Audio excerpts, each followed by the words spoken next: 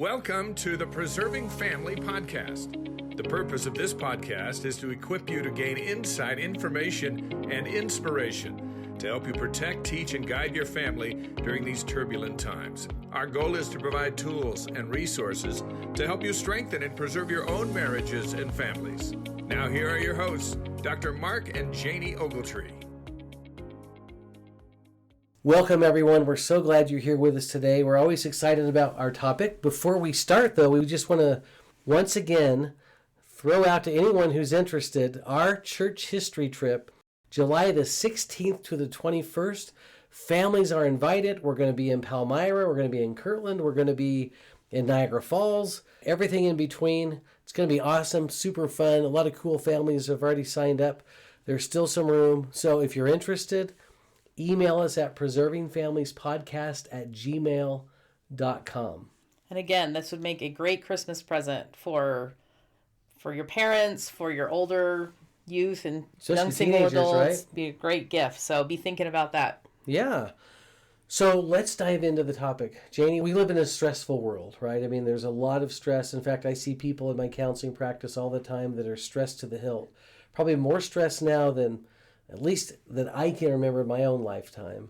Mark, every kind of group I'm with, when I'm in like a group of women, I always am hearing how stressed everyone is or anxious or just have so much going on. And I know we did a previous podcast on busyness, but this is a whole different topic, but kind of is the same, right? It's the busyness is causing so much stress and anxiety in people's lives. And I think it comes from so many different factors, right?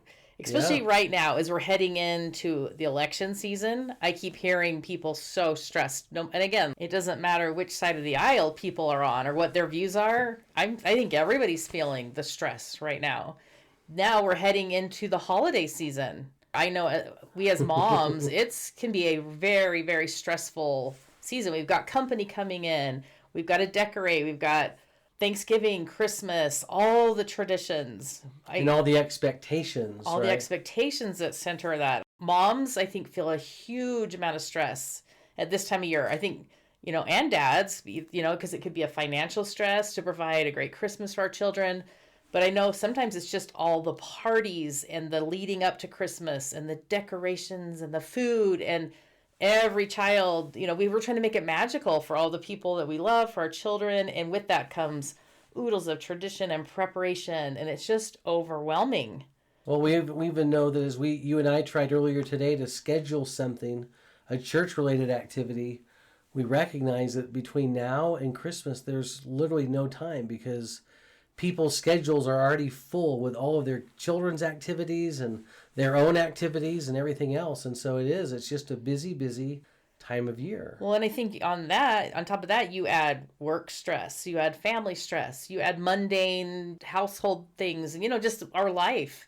And I can kind of understand why people are a little stressed or a lot of stressed. So what would you guess the percentage would be of people that would report being really stressed right now in our country? Right now or just all the time? All the time. Oh, high. I would guess like 50-60%. Okay. Well, here's a study from the American Psychological Association saying that around 77% of Americans report regularly experiencing physical symptoms due to stress, like headaches, fatigue, and muscle tension. It's just not physical, by the way. They report 73% report psychological symptoms, such as just feeling overwhelmed and anxious. Wow. That's even higher than I thought. 77%. Yeah, that's almost everybody, right? Wow. Who's the other 15%? Yeah, we want to meet these people. Babies. We want to meet these people that are chilling somewhere on a beach. That's probably who it is. The people that live on a beach. Janie, here's a few more statistics. 83% of American workers suffer from work-related stress. That's 83%, and 25% say that their work is the top source of stress in their lives. And then according to the American Institute of Stress, 33% of Americans feel extreme stress regularly. Now, that's different than that first statistic. The first statistic was, do you feel physical symptoms? And that was 77%, but 33% say, I just feel extreme stress all the time, and 50% say that they have trouble sleeping due to stress. And then Generation Z reports the highest stress levels among age groups due to financial uncertainty and social pressures. And so to say that many, many people out there are stressed, that's an accurate statement. I mean, people are stressed today. So like we just talked about, Mark, stress can really come from all kinds of sources. I mean, we're all different. So obviously, stress is going to be different in every person. But three that as we've studied this topic that really keep coming up is workplace stress, financial stress, and social media and social pressure stress. So I thought we'd kind of talk about those for a second.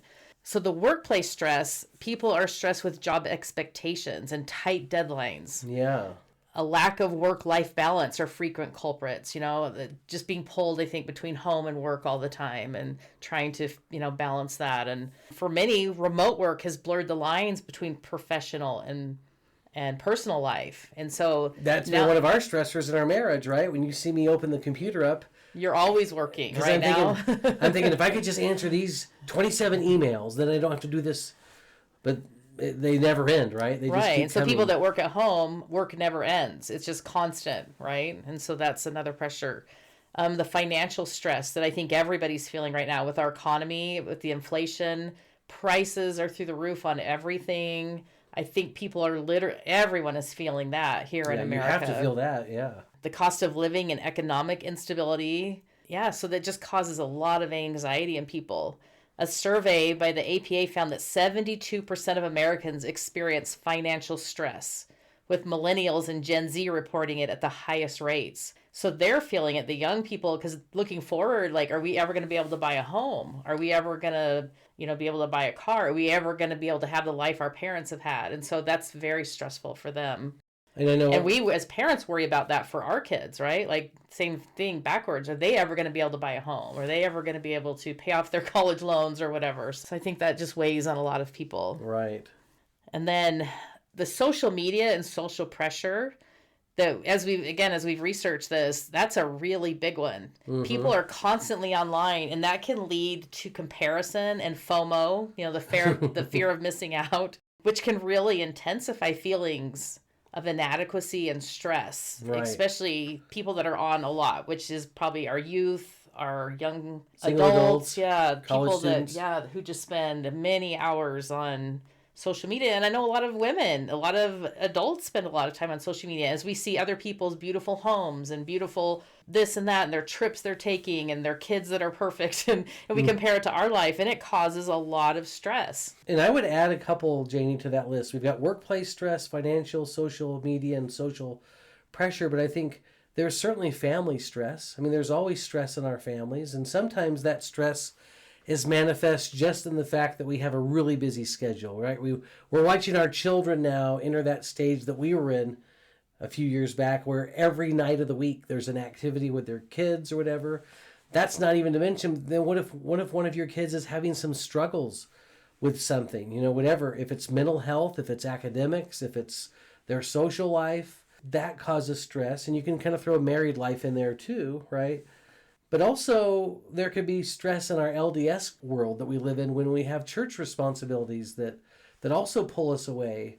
And some people in different faiths, have some kind of community, involvement. Some people coach teams. They hold offices in the community. But just, being a member of a church and having responsibility also could be stressful for some. So, Mark, I know that I've heard you talk a lot about, because you deal with a lot of this in your counseling practice, the people coming in, very high anxiety and stress levels. And I've heard you say that a lot of this stress can really lead to serious health problems, like heart disease and high blood pressure, diabetes, right? They can even turn to depression, anxiety.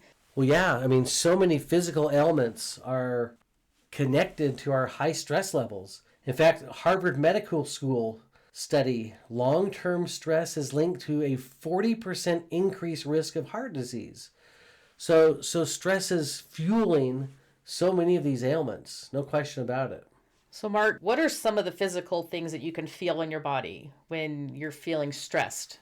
Well, what I like to say is that usually we carry stress in about 3 parts of our body: head, neck and shoulders, or then stomach, and so We can have headaches. People can even feel dizzy. You could have brain fog. I mean, that could be a sign if you think of your head. Neck and shoulders, it's just people don't know what to do with this, but they will have odd random pains in their neck and shoulders. And Janie, I don't know if you remember this, but years ago, when I was having tons of stress, I went and bought those Salon Pause patches, and I was putting them on my shoulders right here, and I had no idea what was going on. I just know that I had all this pain, and it turned out to be just stress related, Yeah. And then, that can transfer into our stomach, where you can have, GI issues. People get constipated. They have diarrhea. Their stomach hurts. They feel nauseous. And maybe I'll go one more, the chest, okay? Because with the chest, that's always the one that scares people the most because that's, where your heart is. And so people can have a racing heart, or things like that. They'll say that I feel my heart beating. You'll even hear the phrase, my heart was beating out of my chest. So I think those are some of the key areas that you could feel that stress. And listen to this from the Cleveland Clinic. Stress-related ailments account for about 75 to 90% of visits to primary care physicians. Wow. So we know that this is huge. So Janie, at the risk of being a little bit vulnerable, and you'll remember this well, but, it was about, 15, 16, 17 years ago. I had a heavy-duty church responsibility at the time. We had 8 children. I had just started our own business. I was doing counseling full-time. And it was a stressful time of life. I mean, there was just a lot of stress. And I went from a job where I was on salary to a job that now I was getting paid. If people didn't come into the office, we weren't making money. So there was always this fear of what if people just quit coming one week, or whatever. And so, there was a lot of stress and we wanted to make it work. But I remember some of these symptoms we're talking about, I started to experience those really regularly. Like I wasn't sleeping well. I was having a lot of these head things that we talked about, pains in the head. And same, you were going to your primary care physician, right? With like... Well, no, they became so acute, because there was a while that I was just dizzy all the time. So you kind of want to figure out, okay, what... So you started being like, why am I dizzy? Yeah, what the heck is going on, and so... Yeah, so we started to go to different doctors just to rule some things out and make sure that it wasn't anything too crazy. And as you may remember, no one could ever find anything. I mean, that was always I thought, well, maybe something's wrong with my heart, because I felt really tired and worn out too. And then we thought, well, maybe it's your head because you're dizzy. And anyway, we just kind of went through the gamut of possibilities and just thinking, well, you're just not feeling well lately. Yeah. But the doctors couldn't find anything. And that was the frustrating part too, is they couldn't find anything. And so in my mind, I'm like, okay, look, I know that I'm not right. I mean, I don't feel good at all. I'm horrible and I don't have any energy and you're telling me that I'm okay? I mean, that doesn't sound right. And so I'll never forget the day that I got a phone call saying, I think I'm having a heart attack. I'm on my way to the ER, meet me at the hospital. And I was literally like, what? Oh my goodness. So I raced down to the ER. By the time I get there, you're just sitting in the room laughing with all the nurses. And I was like, what's going on? And you're like, whoa, well, now I feel better. Nothing hurt. And we were like, what in the world is going on? And anyway, they sent us home. They did all the tests and everything and deemed you totally fine. Remember? Well, let me interject here because I don't want anyone to think I'm a hypochondriac. But what had happened is we actually called a nurse. Well, looking back. Yeah, who lived in the neighborhood.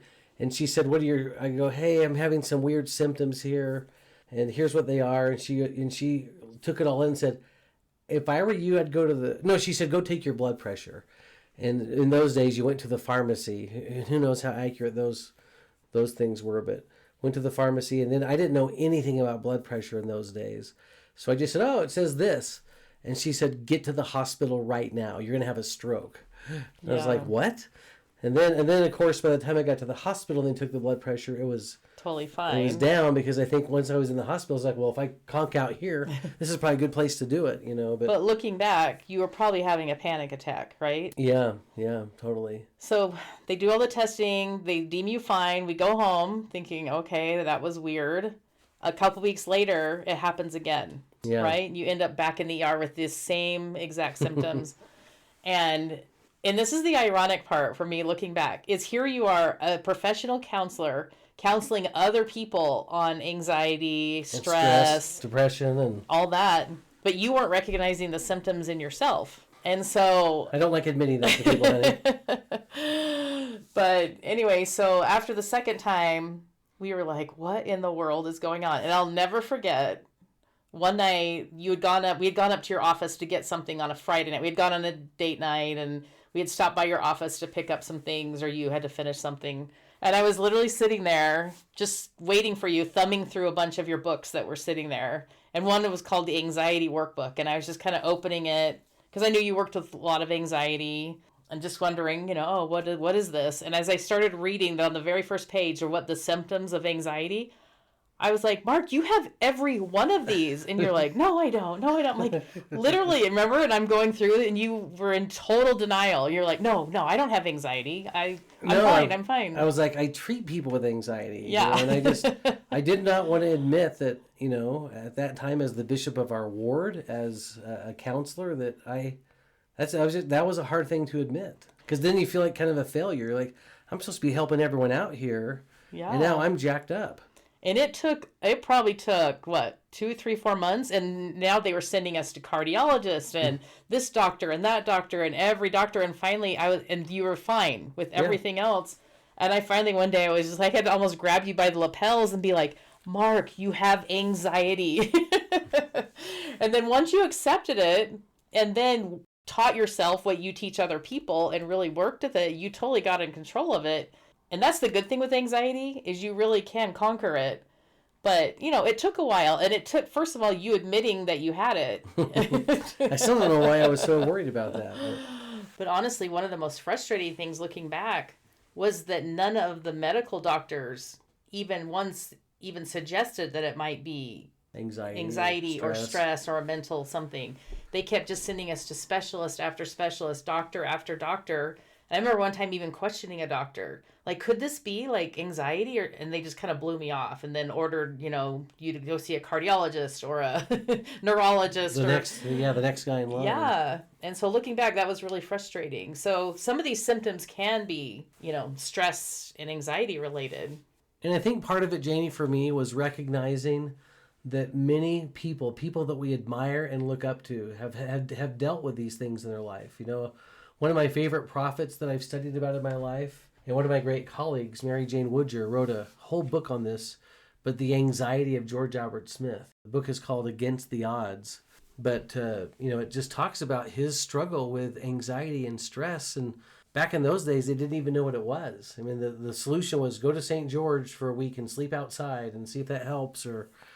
But George Albert Smith struggled with that. We know many famous people struggle with some of these things. I'm going to quote Elder Holland, who really opens up here in a general conference, Like a Broken Vessel, October of 2013. And I've seen it in young fathers trying to provide for their families. In that regard, I once terrifyingly saw it in myself. At one point in our married life, when financial fears collided with staggering fatigue, I took a psychic blow that was as unanticipated as it was real. And with the grace of God and the love of my family, I kept functioning and kept working. But even after all these years, I continue to feel a deep sympathy for others, more chronically or more deeply afflicted with such gloom as I was. So once again, Elder Holland even admitting his own time in his life where he was overstressed, where it led to some depression in his case. My overstress led to some anxiety. Well, Mark, what is the difference between anxiety and depression? Well, anxiety is more fear-based, right? It's fueled by fear. And anxiety looks forward, right? So with anxiety, you're looking ahead. You're anticipating what's coming. We call it anticipatory anxiety, where, oh my gosh, we have this bill we have to pay that's next week. Oh, how are we going to pay for this? Or this is coming, in 3 months or whatever. So anxiety looks forward and depression looks backward. Depression is looking back at what's happened. You're sad about some things you've experienced in life. But also, you're hopeless. You feel the hopelessness that this can never change. It can never get better. Now, stress is the factor that fuels both of those. Stress is what fuels anxiety and depression, or at least it certainly can. So our goal is to get on top of stress then, is what you're saying. I think stress gets more at the root, right? If you can address the stress, and that's what I had to do in my life, as going back to that time period where this was a really big deal, because I had gotten so busy with my life that I neglected the basic things that we all should probably be doing every day to deal with stress and to cope with the challenges that we face. I'd quit exercising because, not on purpose, but just life was so busy. I was finding that I had to wake up early in the morning to get everything done that I needed to. And I wasn't relaxing. I wasn't taking time for myself. So let's get practical then, Mark. Like you mentioned exercise. Let's talk about some of the top things that can help our stress level so that it doesn't lead now to anxiety, depression, or health issues. Without making a list or anything first, let's just go back to Like a Broken Vessel and quote Elder Holland for a minute, who said that in preventing illness whenever possible, watch for the stress indicators in yourself and in others that you may be able to help. As with your automobile, be alert to rising temperatures, excessive speed, or a tank low on fuel. And when you face depletion depression, make the requisite adjustments. Fatigue is the common enemy of us all. So slow down, rest up, replenish, and refill. Physicians promise us that if we do not take time to be well, we most assuredly will take time later to be ill. So I think Elder Holland is teaching a great principle here is, okay, if we feel depleted, then let's make some adjustments in our life and let's fill the tank, so to speak. Let's slow down, rest, replenish, and refill. So let's talk about how to do that. So one of the first things we would share, something that all of us should practice, and by the way, this is why I love doing this type of counseling and therapy, because when I share these ideas with people, I realize this is just what all of us should be doing anyway, if we want to have a good, healthy lifestyle, right? And the first one we would say is this idea of mindfulness or meditation. And if any of you are like me, you may say, I don't even know what meditation is. But I will tell you that a few years ago, I read a book called The Latter-day Morning by Mark Becerra. And in that book, he gave us some great suggestions on how to meditate. And this is good for someone like me who just doesn't know. He talked about everything from breathing to clearing the mind to connecting with music, focusing on words, just all kinds of different things. He said often meditation can be a mixture of different principles, including prayer, affirmation, and visualization.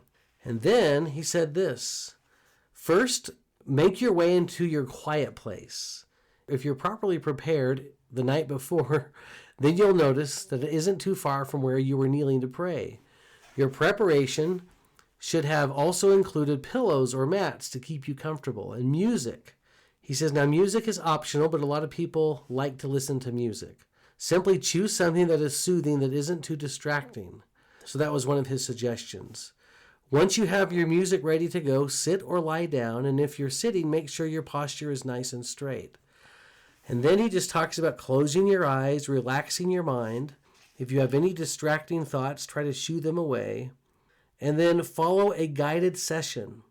Now, on a guided session, there are apps now, I think, and probably YouTube channels where you could go and probably follow some type of instructions on really concentrating and closing your mind and shutting everything off and relaxing. Which leads me to number 2. The second way to really try to eliminate the stress in our lives is to relax. But it's purposeful, deliberate relaxation. This is not sitting in your hot tub or watching a movie and reclining back in a chair. This is the deliberate stuff. What we're trying to do is we're trying to counteract the brain. Our brain has a gland called an amygdala, which is on our pituitary gland, and that gland is going to kick out extra cortisol and adrenaline, and it's just pumping those chemicals out through our body, which is causing us to be overstressed and overstimulated.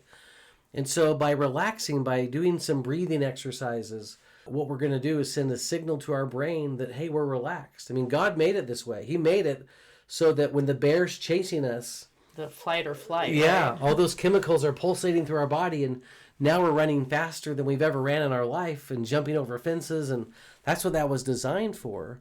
But now it's just going off all day long because of our stress that's triggering it. And so one of the ways to shut that valve down, so to speak, in our brain is to engage in these relaxation activities. So deep relaxation, or I should say deep breathing, where we're kind of doing a 5 to 7 second count of inhaling and exhaling. Progressive muscle relaxation is another great breathing exercise. And by the way, I think there's apps for almost all of these now.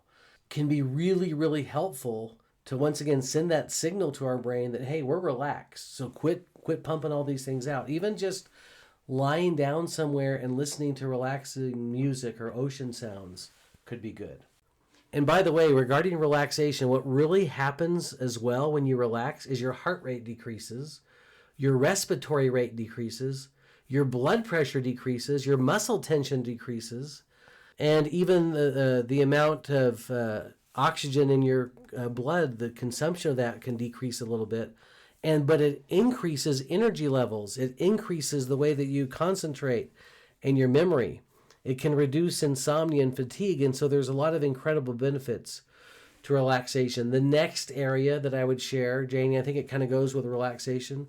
And a lot of people do this well. It's hard to give people a lot of counsel on exercise because so many people are good exercises. Isn't it funny how that's part of our culture now? Like our parents and grandparents didn't even do that, right? That wasn't I don't ever remember my parents going to the gym, but maybe they didn't need to, right? Especially our grandparents who were working outside all day and those kind of things. But anyway, so now into exercise.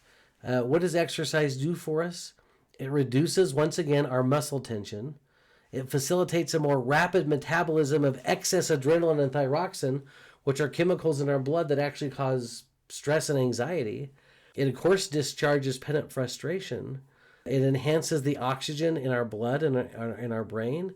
It's the natural way to produce endorphins in our body.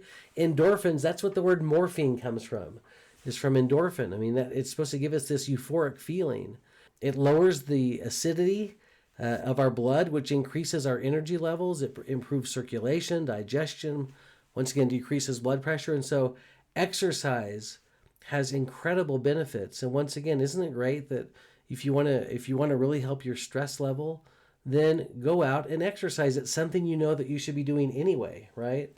And it doesn't have to be intense, like, lifting 1 million pounds of weights or doing 2-hour runs, it could be a 20-minute walk around the neighborhood or around your local park, Right. It could be, it's just getting out, moving and all that. But the benefit too is being outside. If you can work out outside in the sunshine, getting vitamin D, that's a huge emotional lift. I would say that that's a great stress reliever, right? I know for me, Jane, even at work, I'm at work all day inside an office, but to just stop about every hour and just go outside and walk around the building and just breathe in some fresh air and then come back in does wonders. Okay, our next point that we thought might help a little bit is journaling. Sometimes it is so good to write about our stressors. What in the world is causing the stress in our life? Just to be able to write down our feelings, maybe that nobody's ever going to see, even if we're just going to tear them up, throw them in the fire or shred them, but just to write that down on paper to get it off of our heart and our soul. Journaling can be so helpful. Also writing down what are your physical stresses that you're going through, like to maybe journal, oh, my neck is tight, and then to start seeing and noticing some what of is the patterns. causing the patterns of our stress. But also then, just venting into a journal or into a notebook or a piece of paper. Well, I love the idea that someone gave us years ago that in a journal, what if you wrote several things down every time you sat down to write? And by the way, I'm horrible at this, so this is coming from a place of hypocrisy as we share it, but I thought it was such a great idea. Number 1, something successful that happened that day. Number 2, something that you're grateful for. And this is all just that day. What are you grateful for today? Number 3, something funny that happened, because I think funny things happen all the time. And number 4, did you see God's hand in your life today? How did you see God's hand in your life? And I think just to answer those questions can put our life in great perspective. For those of you that are anxious or stressed or even depressed, if we're addressing questions like that every day, it's going to help our mental health in such a positive way. Yes, I love that. The next one too that we hear about all the time, and I think some of us are really bad at, is limiting our screen time. Putting that phone away an hour before we go to bed. I think most of us are probably checking it right before we go to bed, right? Yes, we are. But we have to have time for our brain to relax. And I love this quote by Dr. Maria Lopez, a clinical psychologist, who said the constant digital connectivity makes it hard for our minds to unwind. We're constantly reminded of what we could or should be doing, which leads to overstimulation and heightened sense of stress. Wow. Or maybe we're just looking at what everyone else is doing and we go to bed kind of on a sour note, right? And so we've got to put those phones away. The blue lights are really bad for sleep time, and just all the studies that go with getting sleep. And that's another, which leads into sleep, which is another point, is we have to get, all the clinical studies are saying right now, 7 to 8 hours of sleep a night is the healthy amount of sleep that we all should be getting. And who is getting that? I don't know anyone who's getting that much sleep. Well, especially with our youth and our teenagers. I mean, this is amazing to me. We talk to our college students, we talk to teenagers, and they're, not only are they only sleeping 5 or 6 hours a night, but they're up all night long, responding on their phones and things like that. They're not getting the sleep that they need, right? Another awesome stress reliever is to have fun. And I know that sounds oversimplified, but we need to have more fun in this life. Life is too serious. And so we need to try to create opportunities every day to have some fun. I think this, just the idea of having things to look forward to. You hear me say that, Janie, to you a lot of, okay, what can we do that's fun in a couple months from now? So I can have something that we can kind of look forward to doing here pretty soon. I think the idea of just trying to smile every day and hopefully make others smile too. I think we can watch movies and listen to audio and even watch videos that are funny and share those with our family, to just find the humor and see the humor in everyday events. How about just sharing funny stories? I mean, I keep thinking of funny stories in life, and I'm like, oh, we need to sit our kids and grandkids down and tell them that story. Because sometimes I think that's the only reason some of those things happen, just because they're funny. And just to find fun things to do on a regular basis. Our life needs to have some fun and some enjoyment. Another great possibility is that if you are overstressed, over anxious, over depressed, and know that you just don't have the tools and you're not pulling out of this on your own like you hope to, then don't feel bad about finding a professional counselor that you could go to get the help that you need. Here's Elder Holland. Ready? If things continue to be debilitating, seek the advice of reputable people with certified training, professional skills, and good values. Be honest with them about your history and your struggles. Prayerfully and responsibly consider the counsel they give and the solutions they prescribe. If you had appendicitis, God would expect you to seek a priesthood blessing and get the best medical care available. So too with emotional disorders. Our Father in heaven expects us to use all the marvelous gifts he has provided in this glorious dispensation. I think that's great counsel, to use all the gifts provided, and sometimes that can be therapy. One of the things that I hope has become really clear is some of the people that we admire and look up to the very most have had their bouts with stress and depression and anxiety, and there's no shame in that. Sometimes the challenges that we face would be overwhelming for anyone. And I love this story from Elder Richard G. Scott that we'll share with you. He said, after completing meaningful full-time missions, my lovely Janine and I were sealed in the temple. We began life together with very high expectations of happiness. I was blessed through the kindness of the Lord to obtain a job in a new, highly developmental pioneer effort to place a nuclear power plant in a submarine. The work was fascinating, challenging, and absorbing, and when combined with the natural growth experience that comes with the formation of a new family and church assignments, I found each day filled to overflowing. Within 8 months, I was being examined by a doctor to determine if I had ulcers. For weeks, I returned home from work each night with a severe headache, and only after long, quiet periods of isolation could I calm my nerves sufficiently to sleep briefly and return to work the next day. I began to prayerfully consider my plight. All I wanted to do was to be a worthy husband and father and honorably carry out my church and professional assignments. Yet my best efforts produced frustration, worry, and illness. In time, the Lord led me to a solution. I was prompted to divide mentally and physically, where possible, all the challenges, tasks, and assignments given to me into two categories. All the things for which I felt responsibility, but for which I could do nothing to resolve, I put in a basket called worry. And he has worry in quotes. Then all those things for which I had some ability to control or resolve, I put into a basket called concern in quotes. I realized I could not resolve those things in the worry basket, so I tried hard to forget them. Later in the process, I learned that putting them into the worry basket didn't mean they wouldn't be taken care of. They were resolved by those who could best handle them, and most often, that was the Lord himself. The items in the concern basket were ordered in priority. I conscientiously tried to resolve them to the best of my ability, and although I could not always fulfill all of them on schedule or to the degree of competence I desired, I did my very best. And as I was learning to control worry, occasionally I would feel my stomach muscles tighten and tension come over me. I would cease whatever I was doing and with earnest prayer for support, concentrate on relaxing and overcoming the barrier that worry was producing in my life. I would mentally say, I'm not going to do another thing until I begin to control my emotions. Over a period of time, those efforts were blessed by the Lord. I came to understand how He is willing to fortify, guide, and direct every phase of our lives. The symptoms of illness passed, and I learned how to face tasks under pressure.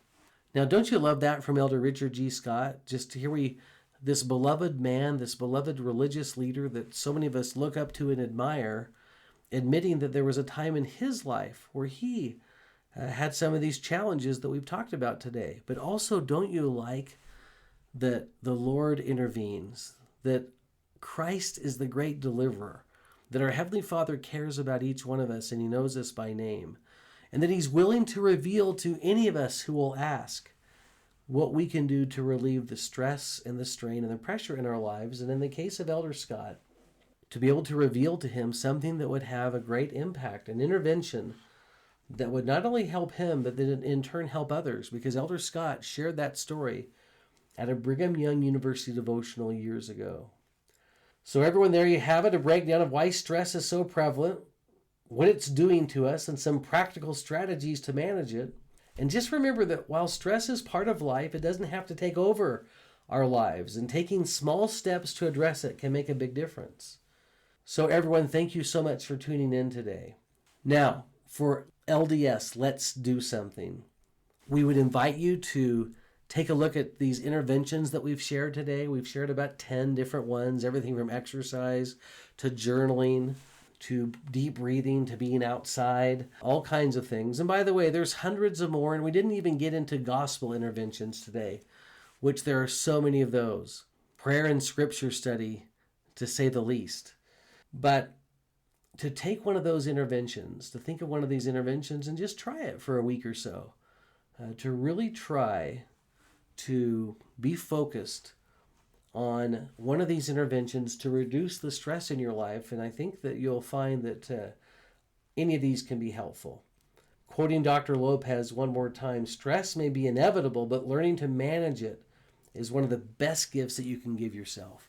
So let's start managing that stress. Everyone, thank you so much for being with us today. We look forward to being with you again. We hope that you'll be willing to share this episode with anyone that you think could benefit by it. We hope you have a wonderful week and look forward to seeing you next time.